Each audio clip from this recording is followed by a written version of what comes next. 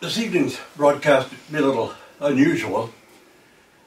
I was asked a question by actually two people, and ordinarily I wouldn't have made a broadcast about it, but it happens to be a good basis for an object lesson, so I'm going to discuss it. Somebody asked me how the division between the Shiites and the Sunni developed in Islam. And I think people don't realize how quickly this major split did take place and why in Islam. So I think we'll talk about it, and I think as we go, you'll be able to see how it applies to so many other things, so many other institutions, and even sometimes to the things that take place in the Orthodox Church. When Muhammad had his revelations around the 600s or so,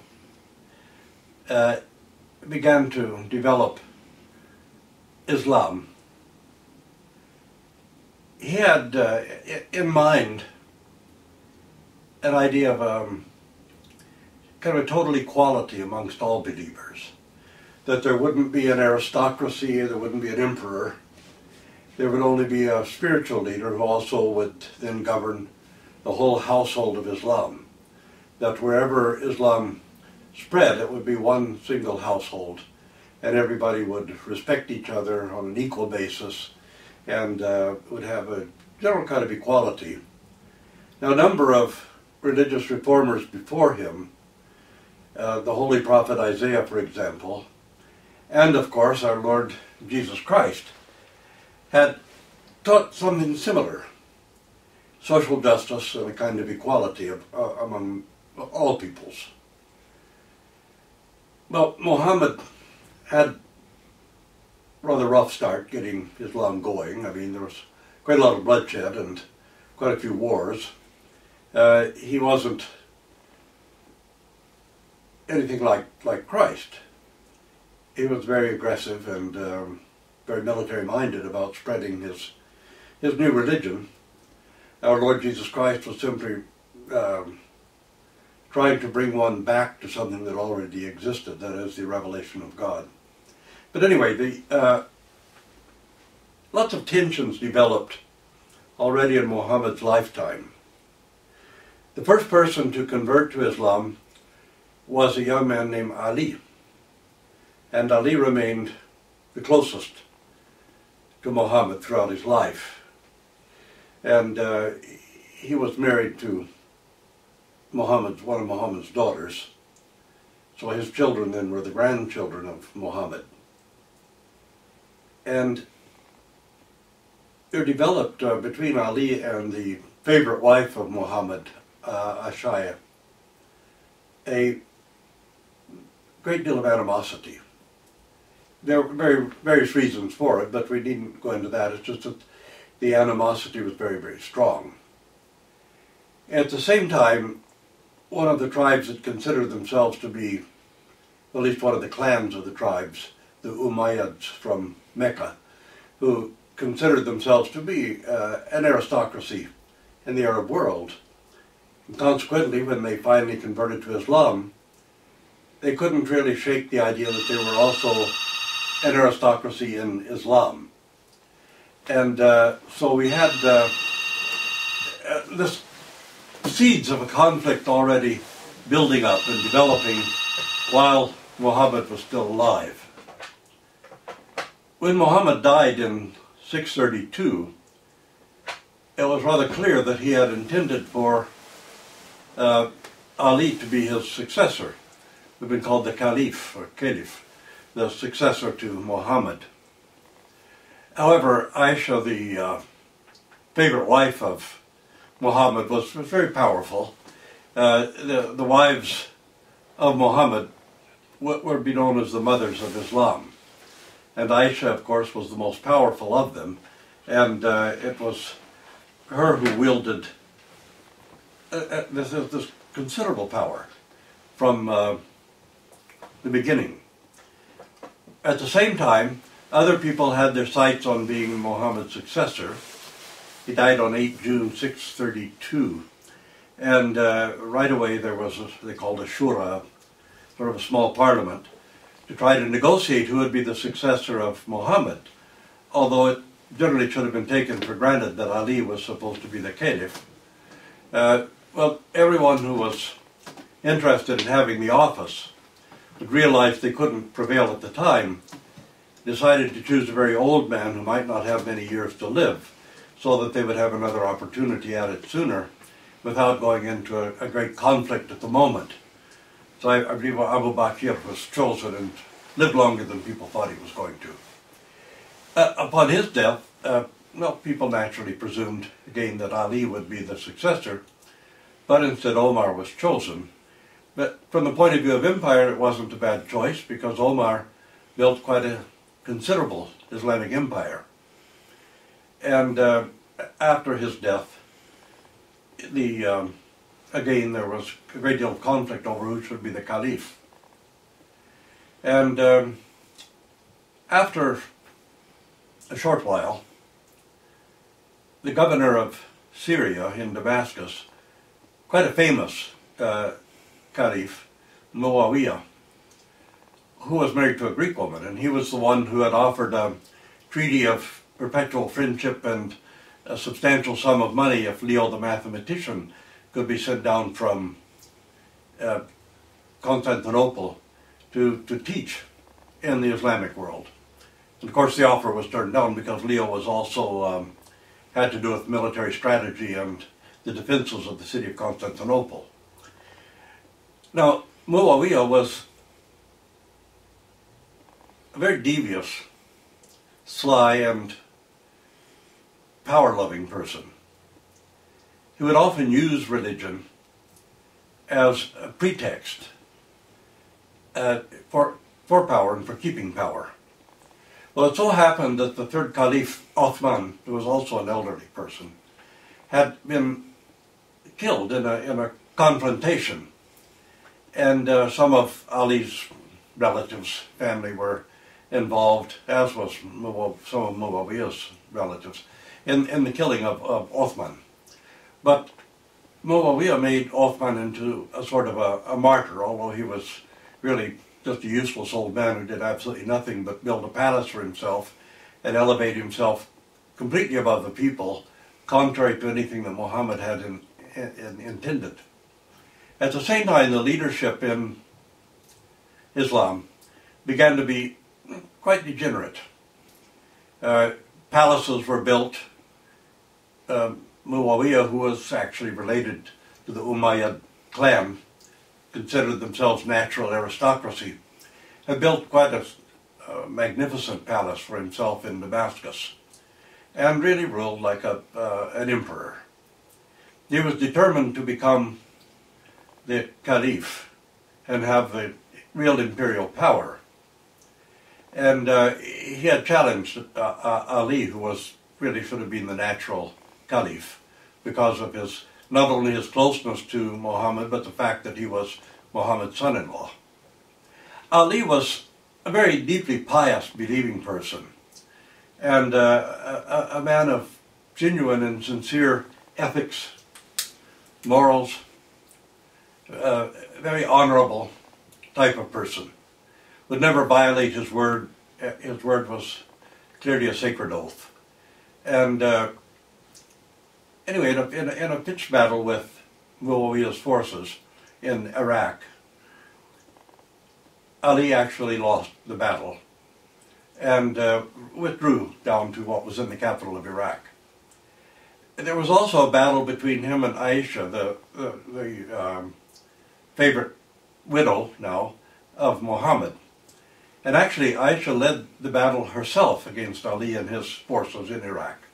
She rode a red war camel, and the battle became forever known as the Battle of the Camel, because Aisha rode right into the middle of battle on a camel in a protected, sort of armored dawa, the contraption that women ride in on the back of camels, and they directed the battle.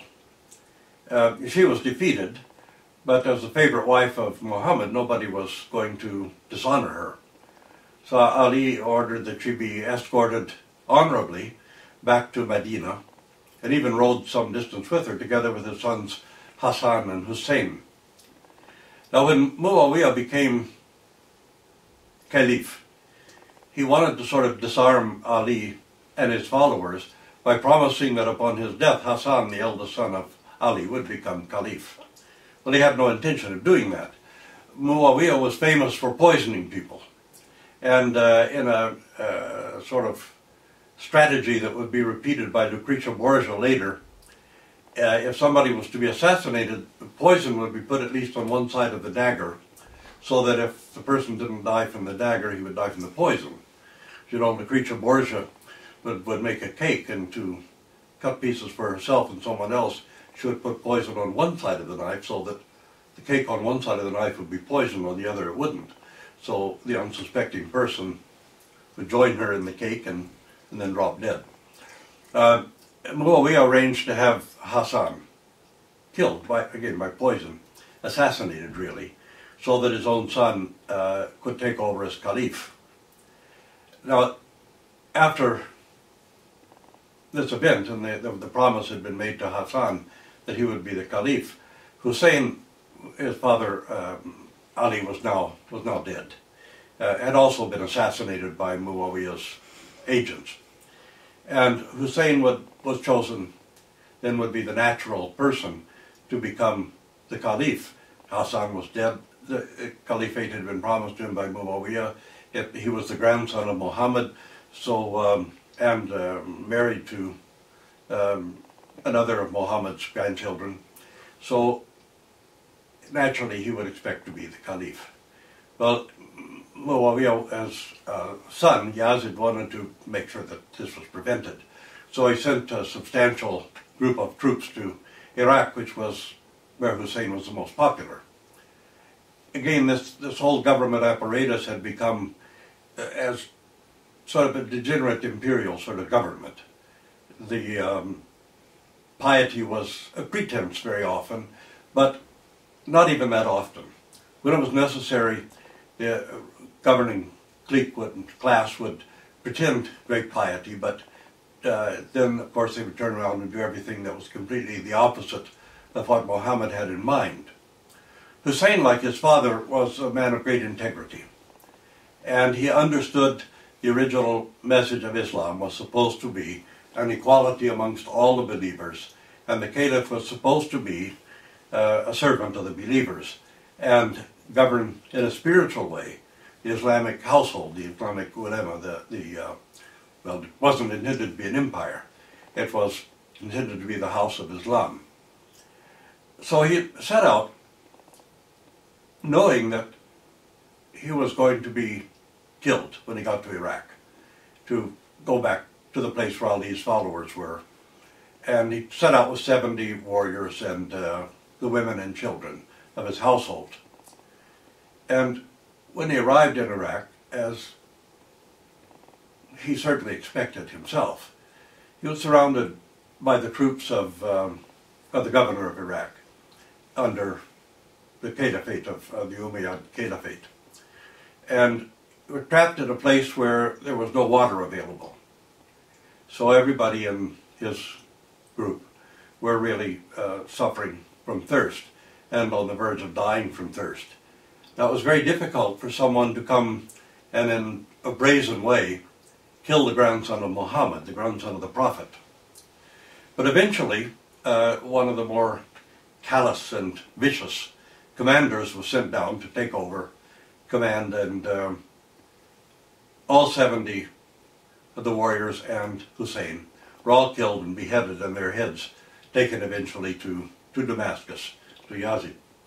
And actually the head of Hussein was really defiled. Now, the followers of Ali were known as Shi'ali, and come down to us as Shia. That is the ones faithful to Ali. Another group of Muslims who were more influenced by Ashia and the Umayyads, the sort of nobility. Ashia had written much about the daily life of Muhammad and his practices. And his practices became known as the Sunnah, the sort of lifestyle or practices of Muhammad. So the other group of Islam who followed the governor and the caliph in Damascus called themselves Sunnah, influenced by Ashia and her writings, what would be called the sayings. So when Hussein was killed in this way, those who were also of a greater piety and who wanted the original lifestyle and message of Muhammad to be the framework and the fabric of the House of Islam, what would be really an Arabic empire, remained faithful to Hussein's memory. And Hussein died on the 10th of October 1680s, in a day that's commemorated as, it's called the Ashura. And it's a great holiday, great day of pilgrimage and of prayer and fasting and commemoration for Hussein and also for his father Ali, who's buried in Iraq as well. And so the followers of Hussein really were the ones who had the integrity of the social structure that the prophet taught, that Muhammad taught. And they wanted to hold on to this social structure, which was a kind of equality and a kind of freedom and equal participation in the life of the state. And to be governed really by the caliph as a household. In any case, his followers became intensely devoted, and of course the stories of the martyrdom of Hussein grew and developed with the telling until it became a real fabric for the foundation of Shiitism or Shiism. And in many respects we'd have to say that the Shia were the ones who held fast to the real fabric of the society and culture that Muhammad had striven to create. Whereas the Sunnah, although they would say they followed his sayings, his daily routine, his sort of mode of life, really were, at that time anyway, somewhat, well, degenerate by the standards of Islam, and more interested in military empire, whereas the Shia were more interested in the spiritual household. And so the death of Hussein then created this split in Islam that became quite vast, and Iraq was the heartland of Shiism. Later, Persia, all of Iran, became Shia as well, the ones who were loyal to Ali and, of course, to Hussein, who was the great martyr of their faith, and the ones who tried consistently to maintain that ethos of Muhammad. But the Sunni were, of course, governed by military people, who were the Umayyads in particular, who were very, very much interested in a military empire in the pattern of the Persian Empire and the Byzantine Empire. Now, the fact is that from the death of Muhammad to the Ashura, to the death of Hussein, and this great permanent split in Islam, was only 48 years. There weren't even 20 years of unity in Islam after the death of Muhammad. But the culmination of it all came 48 years after the death of Muhammad. And what really is ironic is that Ali and Hussein lost because of their integrity. They lost because they had a sincere and genuine piety and an integrity and a determination to maintain the ethos that Muhammad had originally intended and that he had originally conveyed. And the others very quickly became an imperial religion, or a religion of empire. And if we notice now that even today, almost all of the violence, almost all of the extremism, almost all of the terrorism comes not from the Shia, but from the Sunnis. And it comes from an extremist group within the Sunnis. And somehow there's this root going all the way back to Muawiyah of kind of militant imperialism.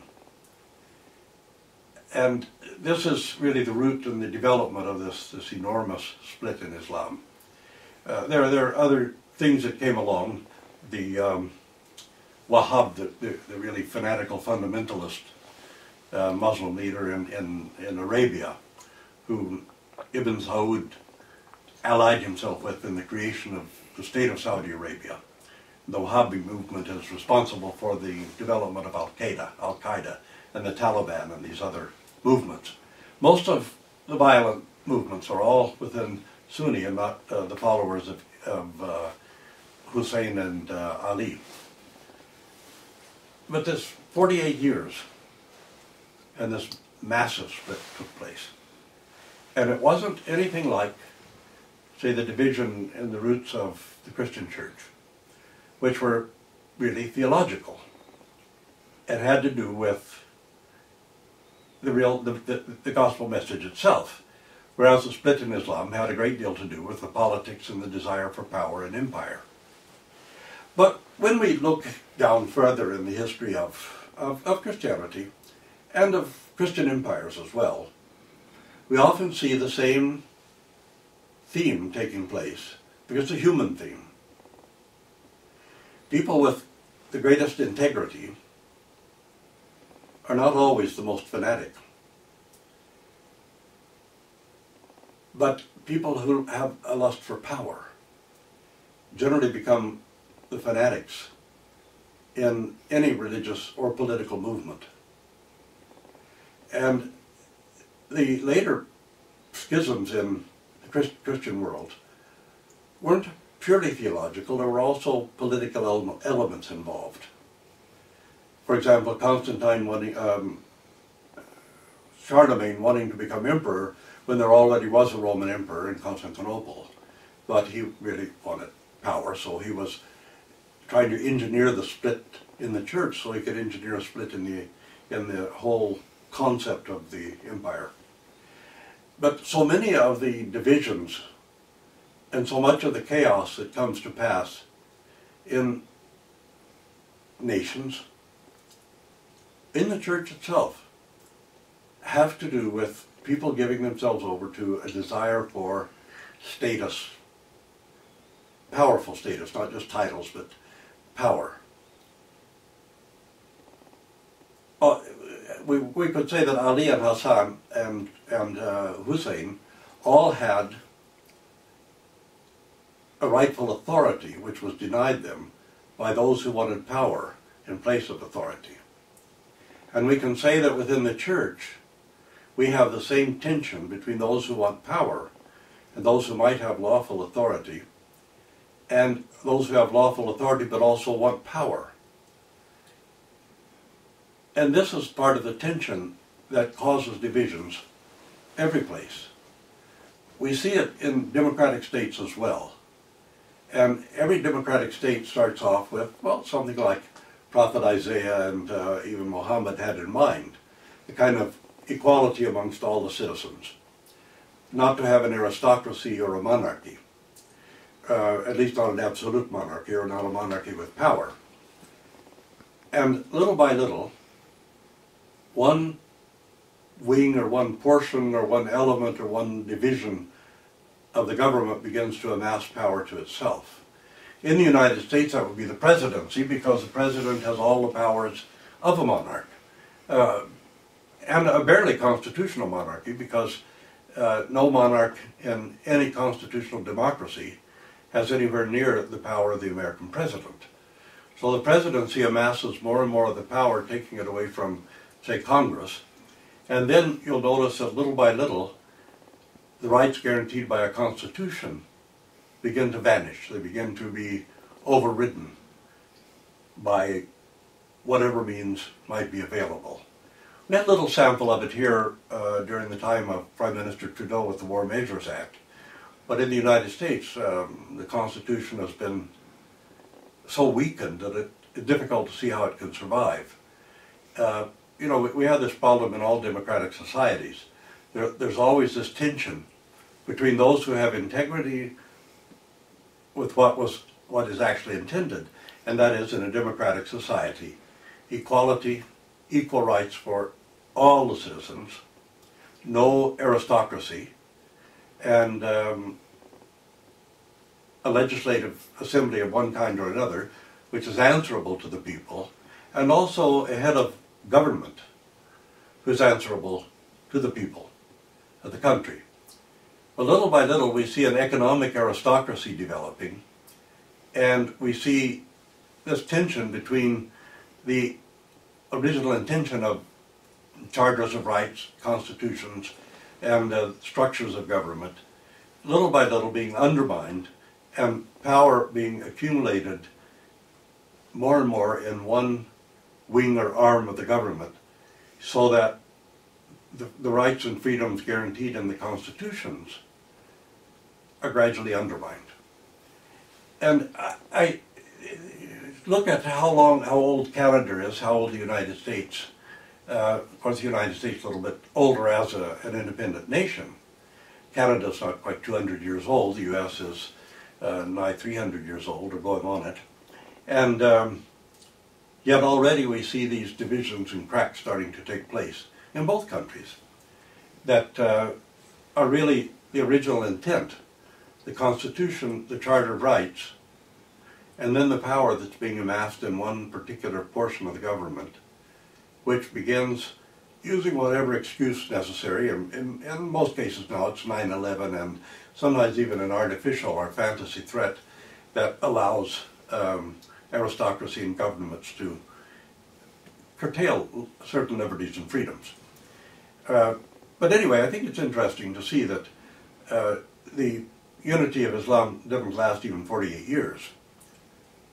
And one of the reasons, because Islam itself became an empire. The Orthodox Church became affiliated with the empire, but did not become the empire. In other words, no patriarch or no senior bishop in the Orthodox Church ever had any kind of imperial power, or any possibility of attaining any kind of imperial power. So the church and the state had a coexistence, which wasn't always peaceful, but it was a coexistence. They weren't merged together. One of the problems with Islam was that the religion became the state. The religion became the empire. The head of the religious body became the emperor. The caliph was also emperor, without the title, but he was the emperor, and a military dictator, really. And so this is one of the reasons why Islam was fractured much sooner. But somehow the political aspects in any large organization where there's money and power to be had, the people with the greatest integrity will almost always lose on the surface, at least, and the people with the greatest manipulative skill and power, the greatest amount of deviousness and the least conscience, who desire real power, will always appear to triumph. Of course, we understand that the grace of the Holy Spirit brings things full cycle for us.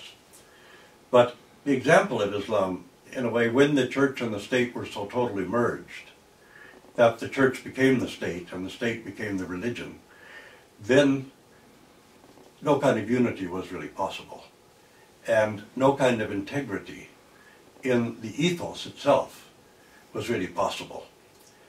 So we have to watch this and be careful about it within our own nation states and within our Orthodox Church as well, that we be careful that we not see passively admitting power instead of a kind of integrity and a kind of authenticity that was represented. And in this case, you know, looking back as carefully as we can at the history, we see that Ali and Hussein certainly were willing to give their lives for the vision of the society and the culture that Muhammad wanted to create. But they lost to those who were unscrupulous, did not have that integrity, and really had a great desire for power. Well, we have to say that within our own Christian world, we can speak for that more than we can speak for, say, Islam or some other religious body. So let's just speak within our own. And let's limit it to the Orthodox Church as well. Lawful authority can come from God. Power is always from the devil. And the temptations toward power include wealth that goes with power. And then power, of course, wealth enhances power. Power can get you to the wealth, and the wealth then can enhance your power. And that's one of the tragedies that we face both in democratic states and also the possibilities within the church itself. And the people with the greatest integrity are very often the ones who are pushed down, pushed aside, and somehow, at least in the eyes of men, appeared to be destroyed, although in fact they're martyrs for the integrity of the faith. So I just thought I was going to answer this question about how did the split in Islam take place, and at the same time I would see if we couldn't apply that a little bit to our own circumstances and situations in this world. I think it's notable that Ashia, the favorite wife of Muhammad, the youngest wife, had so much power and authority. In fact, the wearing of the veil actually started because people weren't really worthy to look upon the face of Ashia, the great wife of Muhammad. So she introduced a veil for herself and then for the wives of Muhammad because people shouldn't be able to look upon them. The veil wasn't there intended for all the women. That's something which developed really by a corruption of this idea that the wives of Muhammad were above people and people shouldn't be able to look directly on their face. So Ashia in particular would cover her face with a veil, or a gauze as it was called. And even when she rode in her dawa on the back of the camels, there would be a veil so that people didn't look directly on her. That was part of her arrogance and narcissism. So it was the arrogance and narcissism of Ashia that helped cause the split in Islam, because she worked constantly against the proper succession for the caliphate because she despised Ali so much for some personal reasons that we wouldn't go into, and also because the Umayyad clan considered themselves an Arab aristocracy and they wanted to maintain that aristocracy through the power of the caliphate.